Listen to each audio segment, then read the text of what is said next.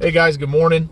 Today's April 3rd, 2024. This is the Uncommon News Channel, and we're only 3 days into April, and prices of crude oil have already gone up over $90 a barrel. Now, everybody pretty much knew that was going to happen this April, but I didn't expect it to happen by the 3rd. Now, this comes directly after Ukraine decided to launch another attack against Russian oil refineries. If you're unaware, yesterday they attacked Russia's third largest oil refinery, taking offline roughly 340,000 barrels per day. Now, all of this continues to go in lockstep with the agenda of the technocrats in the World Economic Forum, right?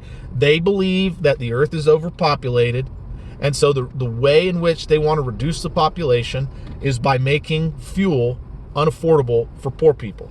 I mean, that's essentially their plan, right? Without affordable natural gas, you can't make fertilizer, and you can't heat a lot of homes in Asia and in Europe, right? And so to that end, China has decided to just recently remove the price cap of natural gas to residential users, right? It used to be where LNG importers, they were able to make their profit from industrial users. The people that were using, industries that were using LNG had to pay a higher price than residential users because there was a price cap on residential use.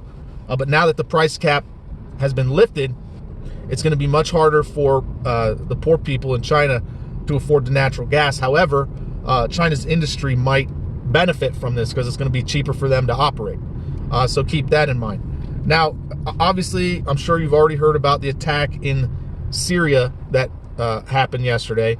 An Iranian embassy was destroyed, and Iran has vowed to retaliate for this. Now, obviously, a few months here on this channel, we talked about what Iran's goal and strategy in this conflict is. They published their strategy in the Kayhan News Agency's website, and we discussed that strategy right here on this channel, right? And the targets that they are intending to hit, they said their ultimate goal is to drive up fuel prices for the West so high that it becomes impossible for us to sustain this war, right? And so those targets include refineries, oil and natural gas wells, pipelines, and our trade routes, right? So you can expect them to retaliate against those things, right? These are the targets that not just the people in the World Economic Forum are telling us they want to take offline, but these are the targets that the actors in this recent conflict, World War III, are actually taking offline, right? So how many more refineries is it going to take before the price of not just gas, but natural gas and coal and everything just skyrocket? When is it going to be the final straw that broke the camel's back, right? For us, we're still able to go and afford fuel at the gas station, afford to go buy a bag of coal or propane or whatever. But how much more can we take, right? Because it's day after day after day, guys.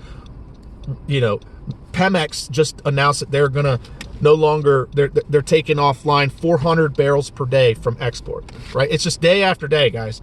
500,000 barrels taken offline here, 1 million barrels per day taken offline there, pipelines attacked, bridges collapse, this and that. Every single day there's something new to this end, which causes the price to go up 2% at a time, 1% at a time. Very soon, there's gonna be a snowball effect. And so I'm begging my audience, get prepared, get ready for this, right? There are things that you can do to prepare for this scenario, right? If your house runs off of natural gas, let's say you have a natural gas stove, make sure you have an alternative to that if the natural gas triples or quadruples in price and you can't afford to cook. Just have a backup means ready to cook your food and to stay warm. That's about what it comes down to, okay? Because the people in China are about to find out this September what the price cap removal is going to look like for them, right? So anyways, guys, you know the agenda of the World Economic Forum. You know that they want to reduce the population, and you know how they are attempting to do it. They're attempting to do it by making the price of fuel sky high so that we can't afford it, so that we freeze to death and starve to death. Because the LNG is needed to make fertilizer for our crops, okay? And if the price of fertilizer goes up, or if fertilizer dries up, then the agricultural base is going to get shaken. And it already is, okay? It already is because of the war in Ukraine. So be ready, guys, because things are escalating every single day. And it could snowball at any moment. So anyways, guys, thanks for watching. Thanks for listening. If you like the videos, you appreciate what I do, please give me a thumbs up, share, comment, subscribe. It really helps my channel out if you share these videos. You want to support the channel, there's a link in the description box where you can do that. I would greatly appreciate it. Rebecca, thank you so much for your recent donation. And as always, don't forget, help out your neighbors.